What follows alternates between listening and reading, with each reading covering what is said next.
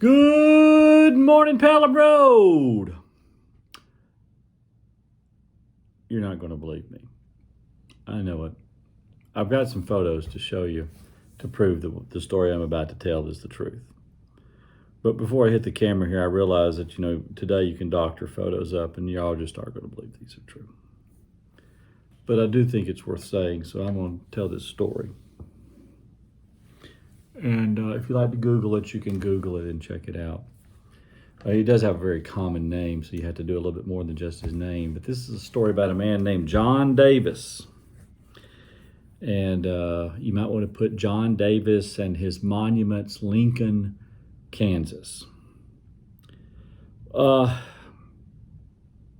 Davis started off as a farmhand. And through determination and frugality, he amassed a fortune for the times that he was living.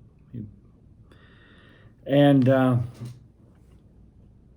he had a wife, and he didn't care much for her family, and frankly, they didn't care much for him. And he said that he would never give them a dime of his money. And then his wife ends up passing away. So when his wife passed away, he erected an elaborate tombstone for her. Tombstone's not the word. An elaborate monument to her.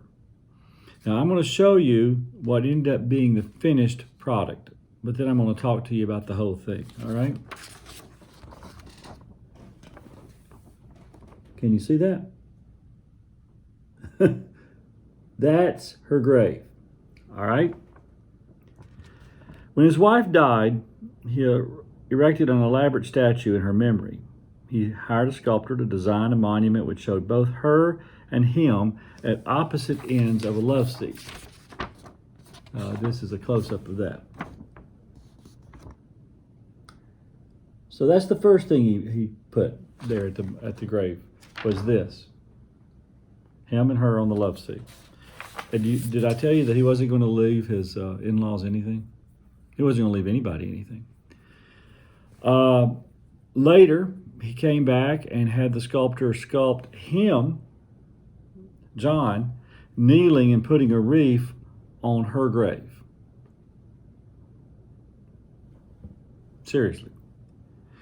Then he came back later, even though he was alive, and had a statue made of his wife kneeling and putting a wreath on his grave, and his grave wasn't even there. So for many years, it just sat there, and it looked like she was just putting a wreath on nothing. Eventually, he passed away at 92, and they had a grave. And so it looked like, so now you're getting the picture here, okay? Back to the big picture, all right? This isn't just like one commissioning. This guy did this several times. So the first one was the love seat, him and his wife on the love seat. The second one was him kneeling at her grave and putting a wreath. The third was her kneeling at his pretend grave and putting a wreath. All right? Then he has others done. He had them done. This is them aged, sitting in two chairs, whereas this one is them a little bit younger, sitting on a love seat. He also has one done of them standing. In this picture, you can't see the standing except that they're facing away on the other side. Now, all of these monuments, he spent $250,000 on them. Okay, he didn't leave a penny to anybody.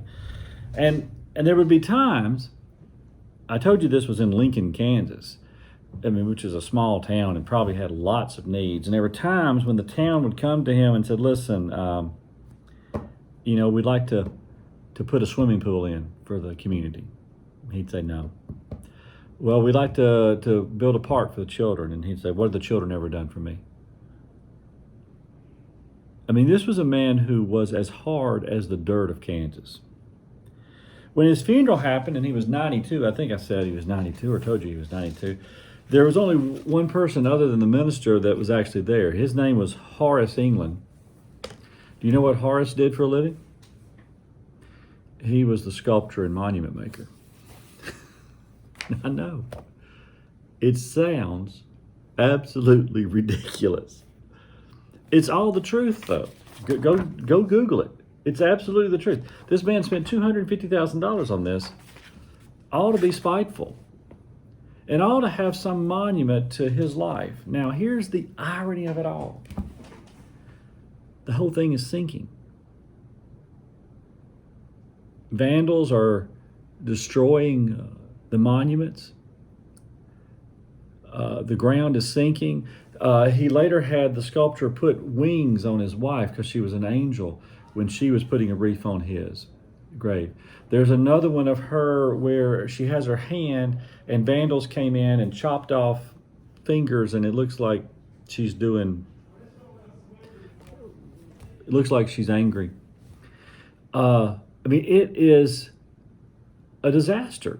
Vandals, the earth moving and shaking and falling, and all that money spent. And then there was a man named Moses who died. Moses died on Mount Pisgah. And he was in Moab. And he died after he saw the promised land.